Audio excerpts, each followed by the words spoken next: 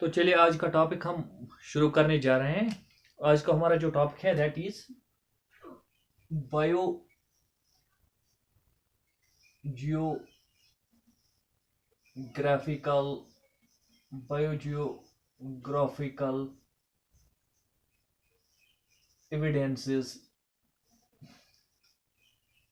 evidences favoring evolution। तो आज का जो टॉपिक है that is biogeographical evidences favouring evolution। As the topic name suggests, over here we have to study the evidences which come from the field of biogeography. So we will discuss biogeographical evidences favoring evolution. Before we discuss biogeographical evidences, we have to discuss what is biogeography। हम पहले biogeography समझ लेते हैं कि biogeography क्या है। Biogeography। So what is biogeography? We'll define first biogeography. Biogeography deals with the study of distribution of plants and animals, deals with the study of distribution or geographical distribution of plants and animals on this planet। तो biogeography में हम जो पढ़ने जा रहे हैं, biogeography में पढ़ते हैं कि डिस्ट्रीब्यूशन क्या है, जियोग्राफिकल डिस्ट्रीब्यूशन क्या है प्लांट्स और एनिमल्स की। इसका मतलब ये है कि कहाँ पे कौन से प्लांट्स, किस जियोग्राफिकल एरिया में कौन से प्लांट्स पाए जाते हैं या किस जियोग्राफिकल एरिया में कौन से एनिमल्स पाए जाते हैं। That's what we call as biogeography. तो सिंपली हम डिफाइन करेंगे, biogeography is the study of distribution of plants and animals on this planet.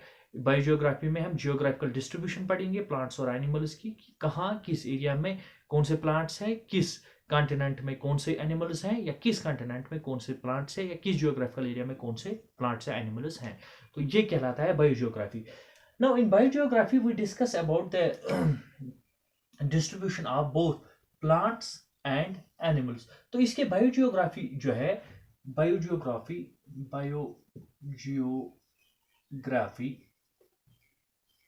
is further divided into two parts। इसके अब दो हिस्से होंगे।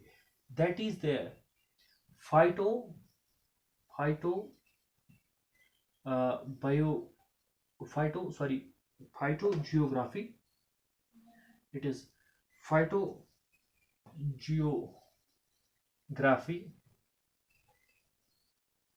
and zoogeography। अब इसके दो हिस्से हम कर लेते हैं बायोजियोग्राफी की।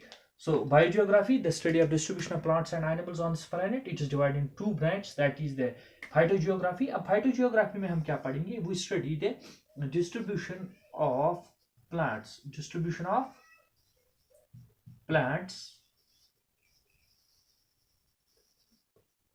on this planet, or to say the geographic distribution of plants on this planet। तो अब पहला हिस्सा जो है बायोजियोग्राफी का, दैट्स फाइटोजियोग्राफी। फाइटो का माने ही है, फाइटो जो लफ्ज है इसका माने ही है प्लांट और प्लांट्स। तो प्लांट्स की डिस्ट्रीब्यूशन, जियोग्राफिकल डिस्ट्रीब्यूशन जब हम पढ़ेंगे तो ये ब्रांच जो है बायोलॉजी का, ये कहलाएगा the phytogeography. The second branch is the zoogeography. Zoogeography deals with the geographic, it deals with the geographic or geographical distribution of animals on this planet। तो जब हम एनिमल्स की जियोग्राफिकल डिस्ट्रीब्यूशन पढ़ेंगे इस प्लेनेट पे तो वो कहलाएगा जूजियोग्राफी।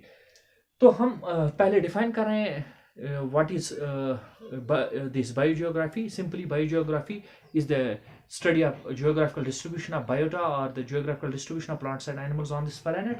Now, the field of biogeography is divided in two parts. That is the phytogeography, which deals with the study of distribution of plants on this planet, and the zoogeography, which simply deals with the study of distribution of animals on this planet. अब इस field से हमें कौन सी evidences आएंगी इन favour of evolution, वो हमें study करनी है।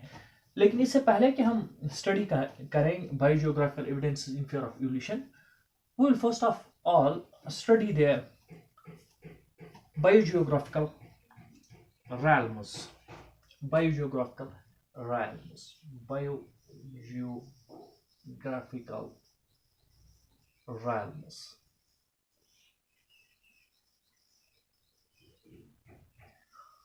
तो बायोजियोग्राफिकल रैम्स का जो कंसेप्ट है, it was basically proposed by skeletal.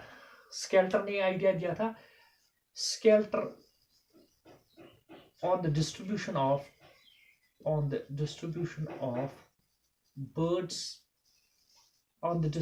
birds, Sclater ने 6 हिस्से किए थे इस प्लैनेट के।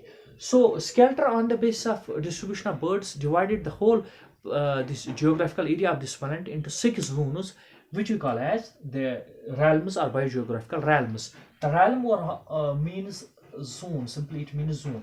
So Skelter divided the whole planet or the whole geographical area of the planet into the 6 zones, which we call as biogeographical realms.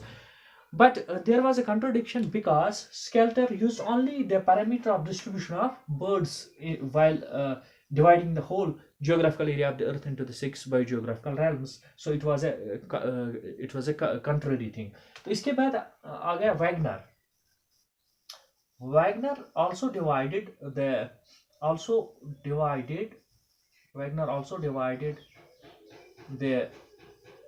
planet of earth into 6 biogeographical realms or zones, but based on the distribution of plants as well as animals. तो अब इनमें difference क्या है? Skeletal का भी idea है, the geographical area of the earth is divided into 6 biogeographical realms, और जो वैगनर है, वैगनर का भी आइडिया यही है कि ये जो पूरा geographical area of the earth है, इसको 6 हिस्सों में तकसीम किया जाए। But the Wagner's idea deferred, because Wagner believed that the distribution should be done keeping in view the distribution of both plants as well as animals. तो Wagner का मानना ये था कि जब हम जोन्स में तकसीम करेंगे, बायोजियोग्राफिकल realms में तकसीम करेंगे the geographical area of earth को, तो हमें मद्देनजर रखने चाहिए distribution of both plants as well as animals. जबकि स्केल्टर ने इन बायोजियोग्राफिकल realms को डिजाइन करते वक्त सिर्फ कंसिडरेशन दी थी on the distribution of the these birds. Now we will see what are the different biogeographical realms. So 6 biogeographical realms are there. 6 realms.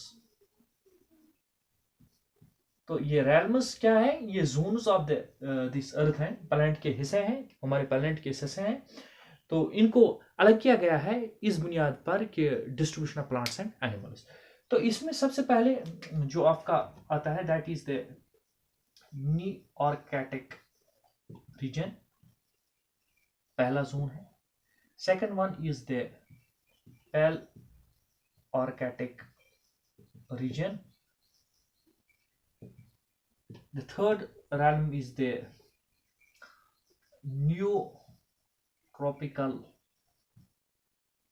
Neotropical region. The fourth one is Ethiopian region. आप Ethiopian region भी कह सकते हैं, या region के instead of region we can say biogeographical realm. And then there is Australian region. Then there is the sixth one is Oriental region. तो ये वो 6 बायोजियोग्राफिकल रेलम्स हैं जिनका आइडिया वैगनर ने दिया था। तो Wagner divided the whole geographical area of the earth into the 6 these zones or realms, and which are as the Neo-Arctic region, Palearctic region, Neotropical region, Ethiopian region, Australian region, and the Oriental region. Now let's draw these regions. हम एक imaginary यहाँ पे एक representation देंगे इनका, इन biogeographical realms का। तो 6 biogeographical realms as per Wagner. Wagner के आइडिया के लिहाज से जो 6 बायोजियोग्राफिकल realms ऑफ अर्थ हैं उनके बारे में हम डिस्कस कर लेते हैं। यहाँ पे पहले हम इनको ड्रॉ कर लेते हैं। यहाँ पे एक हम लेंगे ऐसे, दूसरा realm ऐसे बनाएंगे हम, और तीसरा यहाँ पे ये this is 4th one, 5th one, and यहाँ पे हम बनाएंगे 6th वन। ये है ऑस्ट्रेलियन realm, ये है ओरिएंटल बायोजियोग्राफिकल realm, ये है पैलआर्कटिक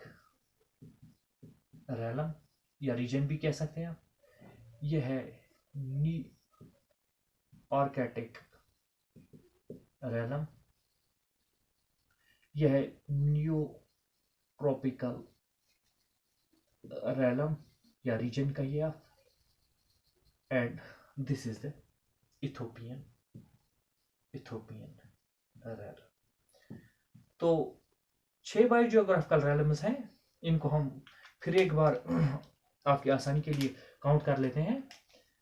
it is the Nearctic realm, Palearctic realm, second one, third one neotropical region, then Ethiopian region, Australian region, Oriental region, first one, second, third, fourth, fifth and sixth।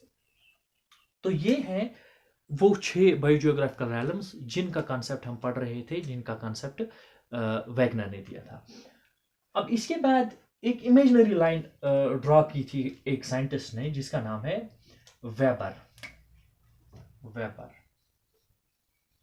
Weber ने क्या कहा? Weber ने कहा कि हम एक इमेजिनरी लाइन ड्रॉ कर सकते हैं between the Australian region and oriental region. ऐसे ये कोई लाइन नहीं है, ये एक इमेजिनरी लाइन है जिसका आइडिया वेबर ने दिया था। Weber said that we can draw an imaginary line between the Australian region and Oriental region, और इस लाइन को फिर वेबर के नाम से ही वेबर लाइन कहा गया। So this is Weber line. Now what's Weber line? Weber line is an imaginary line which can be drawn between the this Australian region and the Oriental region। तो ये distribute करता है Australian region का और this oriental region का, इनका जो biota है, इनकी जो distribution of plants and animals की है, इसीलिए ये ड्रॉ की गई थी ताकि यहाँ से है ऑस्ट्रेलियन रीजन का फ्लोरा एंड फौना और यहाँ से है ओरिएंटल रीजन का flora and fauna. But what happened, another scientist came which we call as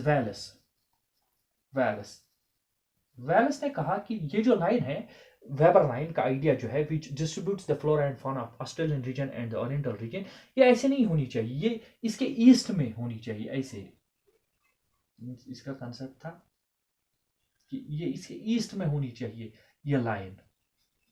अब क्योंकि इस लाइन का जो कंसेप्ट है ये वेलस ने दिया, तो इस लाइन को नाम ही दिया गया Wallace line. So both these lines distribute the flora and fauna of this Australian region from the Oriental region. But the difference is that the Weber line and the Wallace line they were given by different scientists. Weber line was given by Weber and Wallace line was given by Wallace, and both are imaginary lines which distribute the biota of Australian region from the Oriental region. Furthermore, there is difference that the Weber line is on the east of the Wallace line is on the east of the Weber line. तो कहने का ये मतलब है कि दोनों जो lines है ये इमेजिनरी लाइन्स है, कोई कंक्रीट लाइन्स नहीं है.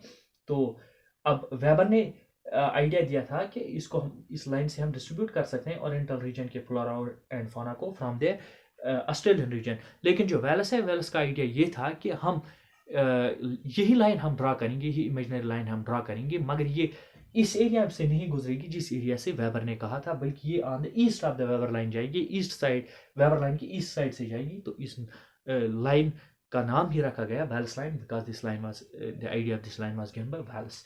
अब एक आइडिया यहाँ पे अगर आप देखेंगे, दिस इज वेबर लाइन, ये वेबर लाइन है, Weber line, and this is ये वाली जो है this is the Wallace line. अब इनके बीच का जो एरिया है, ये बीच वाला area, the area caught between the Weber line and Wallace line, वो एरिया जो किसके दरमियान फंस जाता है, Weber line and Wallace line के दरमियान, इसका नाम रखा गया Wallacea, WALLAE, Wallacea, area between Wallace line and Weber line. Weber line और वेल्स लाइन के दरमियान का जो एरिया है इसको कहा जाता है वैली. और इस वैली में एक इंपॉर्टेंट चीज आपको याद रखनी है, in valley the flora and fauna both Australian region and oriental region is found.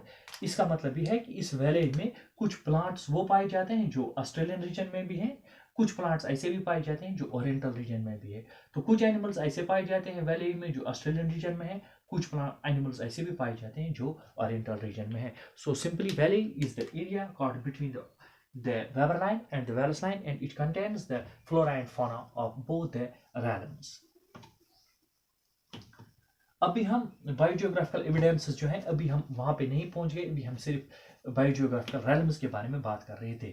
तो इससे पहले कि हम वहां पे जाएं, मैं आपको एक लास्ट एक बात यहाँ पे बात बताने जा रहा हूँ, उसके बाद हम जाएंगे ऑन द एविडेंसेस. तो ये आइडिया एक है कि before in the remote past, ऐसे आप समझेंगे, remote past the whole earth existed as a single land mass known as Pangea land mass. Basically geography में एक आइडिया आता है, लेकिन हमें यहाँ पे जरूरत है इस आइडिया की. तो ये कहा जा रहा है इन द रिमोट पास्ट, ये जो सारा सिस्टम था अर्थ का, it existed single land mass, ये एग्जिस्ट हो रहा था in the form of single land mass. ये एक सिंगल लैंड मास है और इसी लैंड मास को कहा गया Pangaea land mass. So in the remote past the whole earth, the whole land mass of the earth existed as a single land mass known as the this Pangea land mass. Later on, what happened? This land mass got broken into two land masses, and the two land masses got separated from one another. ऐसा हुआ about 200 million years ago,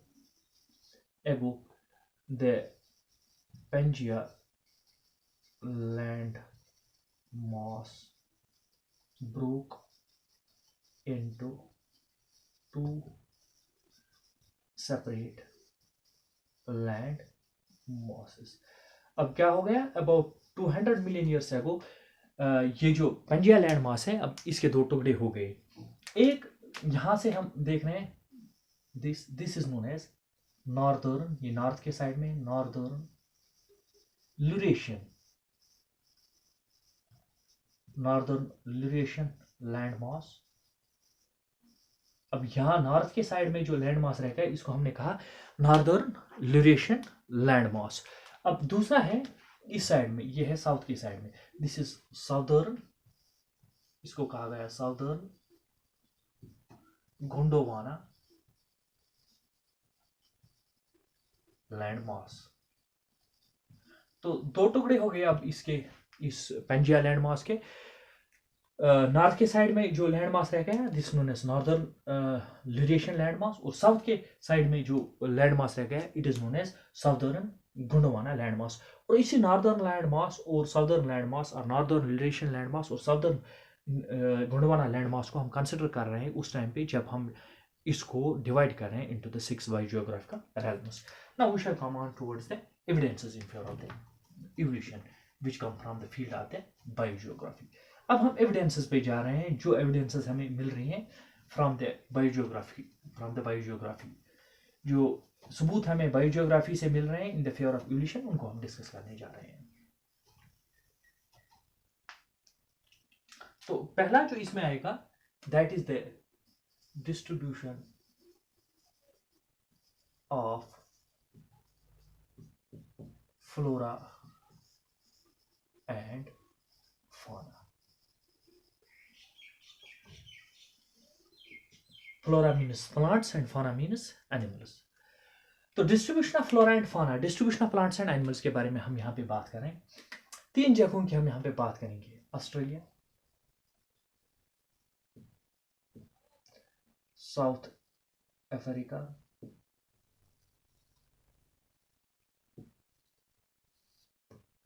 और south western south America. 3 जगहों की बात कर रहे हैं हम, Australia, south Africa, western south America sorry, ये 3 जगह हैं। अब इनमें एक सिमिलरिटी है, सिमिलरिटी ये है कि इनका जो क्लाइमेट है, the climate is same, climate इनका सेम है। जो क्लाइमेट ऑस्ट्रेलिया में है वही क्लाइमेट साउथ अफ्रीका में भी है, वही वेस्टर्न साउथ अमेरिका में भी है। तो हमारा जो लॉजिक है उसके लिहाज से इनमें एक सिमिलरिटी होनी चाहिए in the distribution of plants and animals. हमारी सोच के लिहाज से ऑस्ट्रेलिया में जो प्लांट्स एंड एनिमल्स पाए जाते हैं वैसे ही plants and animals South Africa में भी होने चाहिए और वैसे ही होने चाहिए यहाँ पे भी, क्योंकि इनका जो क्लाइमेट है वो आपस में मिलता जुलता है, बल्कि सेम है इनका climate, but that's not the case. So we say over here that despite having the same climatic conditions, the flora and fauna of all the 3 areas is different, and it suggests us that evolution has occurred of different animals in the different biogeographical areas differently. तो इसका ये मतलब है कि अगर इनका environment same है, अगर इनका climate same है, तो भी इसके बावजूद भी इन एरियाज में हम सेम और similar type of animals and plants नहीं पाते हैं। वजह यह है कि कहीं ना कहीं हर एक बायोजियोग्राफिकल एरिया में distribution of plants and animals जो है वो डिफरेंट तरीके से हुई है, और इवोल्यूशन भी हर एक बायोजियोग्राफिकल एरिया में डिफरेंटली हुआ है of that of plants and animals. तो ये पहला हमारा यहाँ पे पॉइंट था। The second one is the restricted distribution.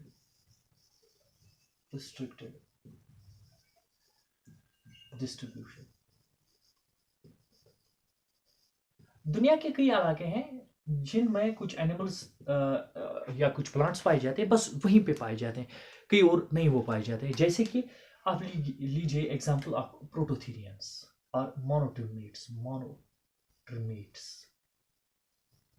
मोनोट्रिमेट्स हैं एग-लेइंग mammals.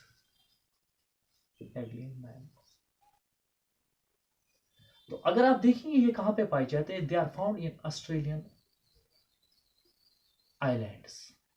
ऑस्ट्रेलिया के आइलैंड्स जो है वहां पे पाए जाते हैं। ये इंडिया में नहीं पाए जाते, एशिया में नहीं पाए जाते, अमेरिका में नहीं पाए जाते, बल्कि कहीं नहीं पाए जाते, सिर्फ यहीं पे पाए जाते हैं। मोनोट्रिमेट्स जो है ये सिर्फ ऑस्ट्रेलियन आइलैंड्स पे पाए जाते हैं। तो इसका मतलब ये है कि कहीं ना कहीं इन एनिमल्स का इवोल्यूशन एक रिस्ट्रिक्टेड एरिया में हुआ है, that is only in the islands of the this Australia. So ये भी एक एविडेंस है in favour of evolution from the field of biogeography. तो ये हमें यहाँ पे समझना है कि रिस्ट्रिक्टेड डिस्ट्रीब्यूशन हुई है, रिस्ट्रिक्टेड इवोल्यूशन हुआ है कई एनिमल्स का कई खास मखसूस इलाकों में, जैसे कि मोनोट्रिमेट्स या एग-लेइंग मैमल्स का केस आप लीजिए। एग-लेइंग मैमल्स का इवोल्यूशन जो हुआ है that's has happened only in the Australian islands. तो इसी तरीके से दूसरी एक एग्जांपल मैं आपको बता देता हूँ यहाँ पे, that is the marsupials. Marsupials. Marsupials are the pouched mammals. Pouched mammals हैं, जैसे कि इसमें एग्जांपल आपके, हाँ एग्जांपल जो है that's kangaroo. Kangaroo is zoologically known as Macropus. zoological name इसका मैक्रोपस है. सारे जो पाउचेड मैमल्स हैं ये आप या तो इनको पाएंगे इन द ऑस्ट्रेलिया,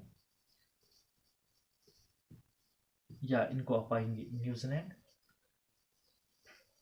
या इनको पाएंगे आप नॉर्थ अमेरिका में, और कहीं पे नहीं पाएंगे.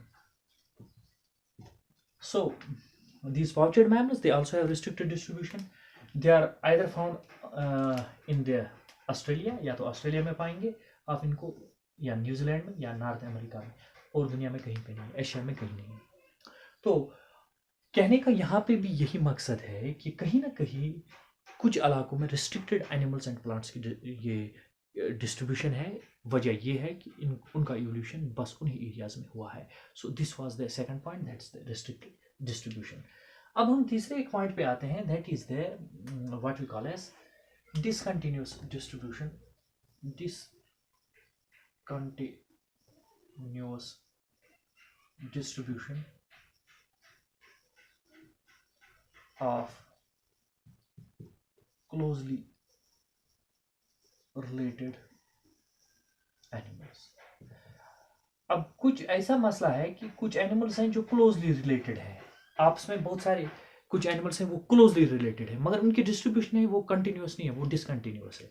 इसका क्या मतलब है, आइए हम समझ लेते हैं. यहाँ पे लंग फिशेस जो हैं, lung fishes is a category of bony fishes. Bony fishes की ये एक कैटेगरी है लंग फिशेस. इससे पहले भी मैंने आपको पढ़ाया था इनके बारे में, लंग फिश. तो लंग फिशेस को लंग फिश हम पहले ये समझ लें कि इनको हम लंग फिशेस क्यों कहेंगे. बोनी फिश में एक चीज होती है जिसको हम कहते हैं ईयर ब्लेडर और स्विम ब्लेडर. इस स्विम ब्लेडर और ईयर ब्लेडर में इसमें गैस स्टोर रहती है ताकि ये मछली जो है ये डूब न जाए पानी में. तो ये बयानसी मेंटेन करती है. ये जो ईयर ब्लेडर है it maintains the buoyancy so that the fish doesn't sink into the water. अब इसमें क्या है, ये लंग फिशेस जो हैं, लंग फिश में यही ईयर ब्लेडर जो है, ear bladder has got modified into a lung. Ear bladder has got modified into a lung. सीधी सी यहाँ पे बात है कि अगर ये मॉडिफाई हुआ है, it means evolution has happened. It means somewhere evolution has happened of some of the bony fish in which the ear bladder has got modified into the lung, or the ear bladder has evolved into the lung. इसका मतलब ये है simple कि कहीं ना कहीं evolution के जरिए कहीं ऐसा काम हुआ है कि कुछ बोनी फिश में जो ear bladder है वो इवॉल्व हो गया है in the what we call as the lung. अब आप देखिए there are three living genera of the lung fishes. अब 3 जनरा है लंग फिशेस की जो लिविंग अभी भी हैं. 3 जनरा हैं इनकी. That is the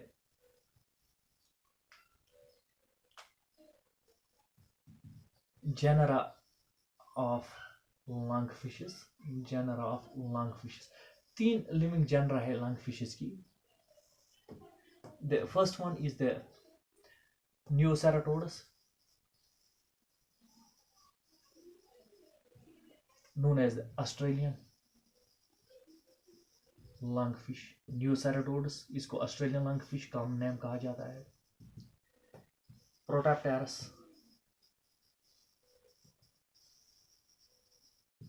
African lungfish इसको कॉमनली कहते हैं, अफ्रीकन लंगफिश. इसके बाद है तीसरी जो है दैट इज लिपिडोसाइरिन. यह है कॉमन नेम इसका है अमेरिकन लंग फिश. ये आपको लाजमी तौर पर याद रखना पड़ेगा कि किसको क्या नाम, कॉमन नेम हम क्या देते हैं. तो Neoceratodus is Australian lung fish, the Protopterus is the African lungfish, and the Lepidosaurin is the American lungfish. I have already discussed how to remember these lungfishes by a simple trick. You can search on my YouTube channel. There's a lecture, simple trick to memorize the lungfishes. तो वहाँ पे जाके आप वो trick देख सकते हैं कैसे आप इनको याद रखें। अभी यहाँ पे आप ध्यान दीजिए कि नियोसेरेटोड्स ऑस्ट्रेलियन लंगफिश है, प्रोटोप्टेरस अफ्रीकन लंगफिश है, लेपिडोसाइरिन अमेरिकन लंगफिश है। तो तीनों जो हैं, तीनों के तीनों ये लंगफिशेस हैं। और लंगफिश में मैंने आपको इससे पहले भी कहा है, the air bladder has got modified और it has evolved into the rudimentary lung, simply lung. तो अब क्या है, ये जो नियोसेरेटोड्स है ये पाई जाती है ऑस्ट्रेलिया में, ये अफ्रीका में नहीं होगी, ये अमेरिका में भी नहीं होगी। प्रोटोप्टेरस जो है ये अफ्रीका है, अफ्रीका में पाई जाती है, ऑस्ट्रेलिया में नहीं, अमेरिका में नहीं है। लिपिडोसाइरिन अमेरिका में है, ये अफ्रीका और ऑस्ट्रेलिया में नहीं पाई जाती है। तो जो हमारा अंदाज़ा था, जो हमें समझ में आ गई थी बात कि इवोल्यूशन ऐसे हुआ है कि जो एयर ब्लेडर है that has evolved into the lung. तो हमारे लॉजिक के लिहाज से ये तीनों फिशेस जो हैं ये रिलेटेड हैं आपस में, क्योंकि तीनों हैं भी, तीनों लंग फिशेस हैं। तो लेकिन अब देखें कि डिस्ट्रीब्यूशन जो है वो अनइवन है, वो कंटिन्यूस नहीं है। ये वाली फिश ऑस्ट्रेलिया में ही है, ये अमेरिका और अफ्रीका में नहीं है, सिंपली ये अफ्रीका में, ये अमेरिका में और कहीं नहीं है। तो ये यहाँ पे हमें कहना होगा कि कहीं ना कहीं इवोल्यूशन कभी कभार ऐसा भी हुआ है कि डिफरेंट एरियाज में, जैसे इस लंगफिश का इवोल्यूशन सिर्फ ऑस्ट्रेलिया में ही हुआ है, अफ्रीका में नहीं है। इसका इवोल्यूशन अफ्रीका में हुआ है, अमेरिका या ऑस्ट्रेलिया में नहीं हुआ, और इसका अमेरिका में ही हुआ। तो डिसकंटिन्यूसली भी इवोल्यूशन ने काम किया है, सॉरी, डिसकंटिन्यूसली भी इवोल्यूशन ने काम किया है। That is what we understand by the discontinuous distribution of close related species. अब इसके बाद आते हैं हम एक और चौथा यहाँ पे एविडेंस है, that is the life on oceanic islands.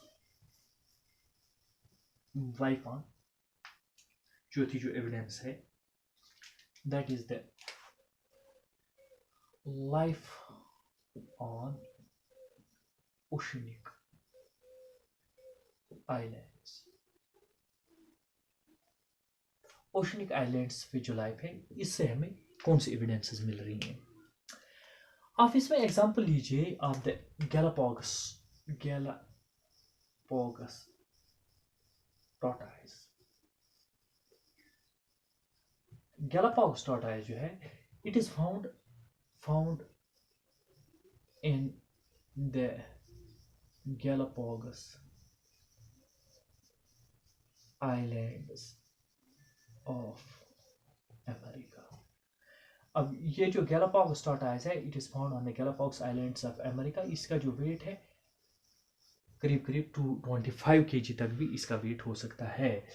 तो गैलापागोस आइलैंड्स जो है, गैलापागोस आइलैंड्स को हम कभी कभार कहते हैं the living laboratory of evolution. Living laboratory कभी कभार आपको पूछा जाता है इन द नीट एग्जामिनेशंस, इसको कहते हैं लिविंग लेबोरेटरी ऑफ इवोल्यूशन। क्यों कहा जाता है living laboratory of evolution?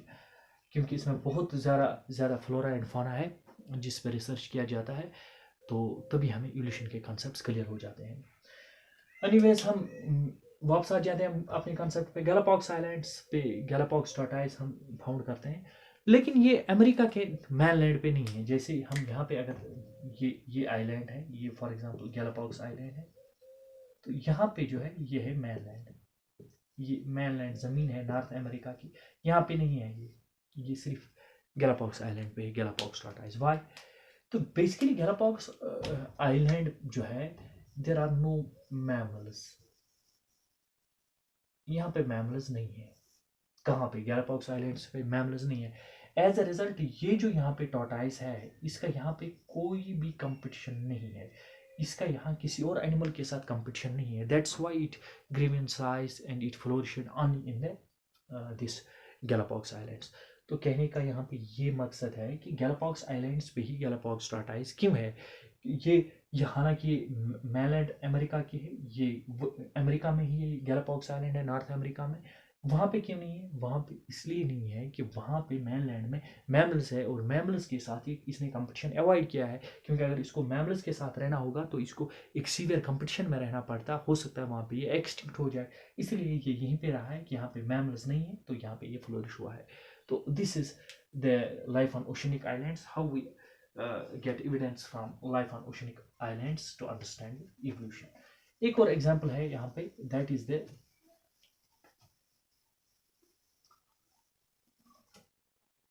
Darwin's finches. दूसरा एक example life on oceanic islands के बारे में है, डार्विन्स फिंचेस। डार्विन्स फिंचेस, ये finches these are small birds, छोटे बर्ड्स हैं ये। अब यहाँ पे आप देखिए आइलैंड्स की एक चेन है नॉर्थ अमेरिका में, ये चेन है आइलैंड्स की। कई बुक्स में आया है कि 13 आइलैंड्स है, कई बुक्स में आया है कि 12 आइलैंड्स है, वट एवर द केस। तो ये this is the man land of north America, mainland है ये नॉर्थ अमेरिका का, और दीज आर द आइलैंड्स, ये आइलैंड्स है। अब यहाँ नॉर्थ अमेरिका के मैनलैंड पे यहाँ पे एक बर्ड रहता है ऐसे, इस पे डार्विन ने बहुत सारी रिसर्च की है, that's why it's known as Darwin's finch. तो यही बर्ड जो है, यही बर्ड यहाँ पे भी रहता है, यही बर्ड यहाँ पे भी, हर एक जगह पे। मैंने हालांकि 12 या 13 यहाँ पे नहीं बनाए, लेकिन आपको याद रखना है कि 12 या 13 आइलैंड्स की तादाद है। तो मैनलैंड ऑफ द अमेरिका पे ये बर्ड रहता है और यहाँ पे भी रहता है, but there are different species, so there are about 13 species, about 13 species. अब ये सिमिलर बर्ड्स हैं तो स्पीशीज की अलग है। The difference is in the bill, bill का मतलब है बीक, बिल और beak shape and size, bill shape and size. इनके बीक का साइज डिफरेंट है, ये जो यहाँ पे इसकी बीक का साइज अलग है, यहाँ पे जो है इसकी बीक का साइज कुछ अलग होगा, यहाँ पे कुछ अलग होगा, यहाँ पे कुछ अलग तरीके से है, सिमिलरली बाकी सेम है, बट इनकी अलग अलग स्पीशीज बन गई है इस वजह से, depending upon the bill shape and size. तो ये क्यों हुआ है? Basically what evolutionists believe, this a very famous example of divergent evolution in evolution. ये हम बराबर ये 11th-12th से लेकर आपके higher class even up to the MSc level तक ये एक अहम एग्जांपल रहती है to understand the divergent evolution.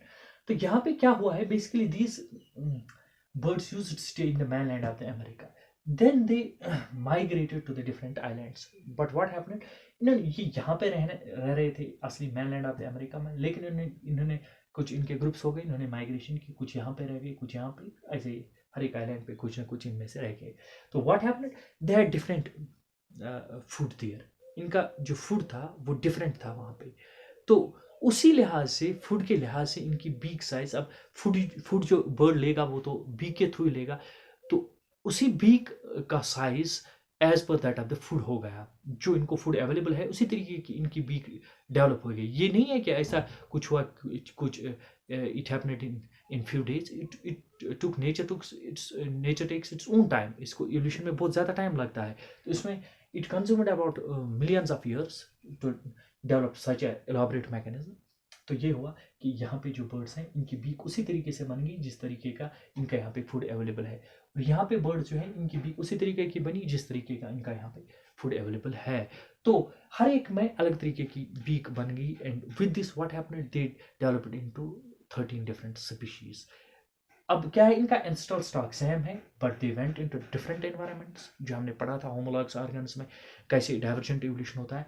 अब इनका एंसेस्ट्रल स्टॉक ये है ancestral stock, this the ancestral stock, basically ancestors इनकी ये बर्ड्स हैं। अब इनका क्या हो गया, डिफरेंट एनवायरनमेंट्स में और इनके ऑर्गन्स डिफरेंटली डेवलप हो गए, this is divergent evolution.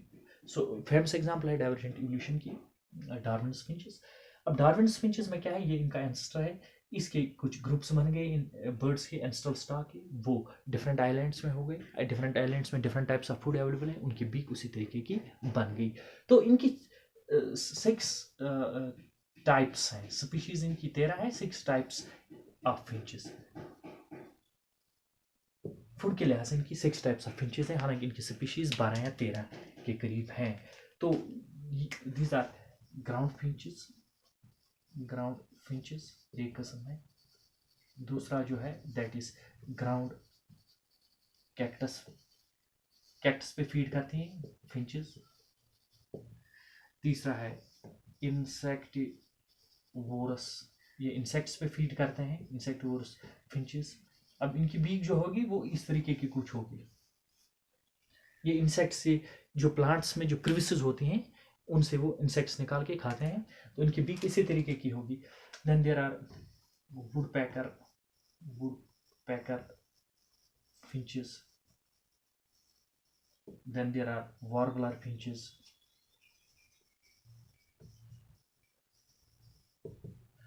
So ये ग्राउंड फिंचेस है, ये ग्राउंड कैक्टस फिंचेस हैं, ये इंसेक्टिवोरस फिंचेस हैं, और ये वुडपेकर फिंचेस हैं, और ये हैं what we call as the warbler finches. So these are the different types of the finches you see in these birds, which we call as the these Darwin's finches. So this is how the evolution works.